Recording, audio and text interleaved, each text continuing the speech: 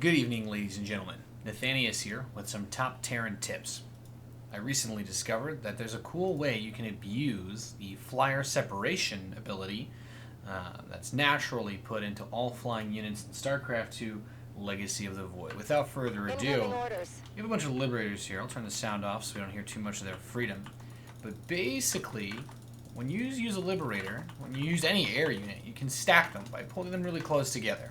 For Zerg, this is really effective for getting maximum efficiency out of your Mutalisk glaive bounce and whatnot. So we take a Liberator, and let's get rid of that upgrade. That gives it its range. So we imagine you have a Liberator, right? This little white line shows where you can put that zone. And when you place that zone, let's just put it up here. You place this zone at the maximum distance.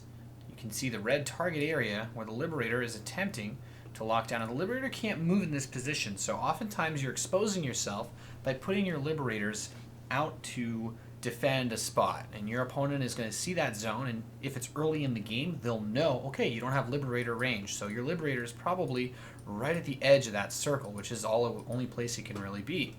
However, if you cue your command to make that liberation zone while several Liberators are on top of each other, your Liberators will clump up and one will actually be pushed back a little bit. It's not by much, but you can see that the Liberator is quite a bit further away from the epicenter than the other one. So if we just go over it again, and yeah, pretty much it. You can be a little bit further away from the edge of the liberation zone.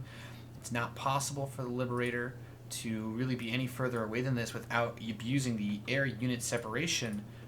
And just in case any of you are wondering, does this still allow the Liberator to kill units? Well, we can see there, you enter range, you die, and your Marine enters this range, you'll still die. So a lot of it comes down to, of course, having that vision, but the Liberator's range remains the same, so you can put yourself a little bit further back if you're in one of those desperate situations, and this really allows you to, well, I don't know, maybe survive longer if you're trying to hold a push or confuse your opponents. Basically, every little edge you can get in this game is important, so just a cool little trip I found out about. And for anyone curious, of course, if we activate the Liberator's range upgrade ability, when you say, okay, go all the way out to the farthest right, you can put it. You can see this distance between the Liberator's freedom zone. And we can also check this one as well. So we clump the Liberators up, try to put them on the same exact spot, and we place those zones. So as you can see, we have one Liberator that is a little bit further away than the other one. Maybe not as easy to see. I can do it again, probably a little bit better. We just try to get the maximum amount of distance between them.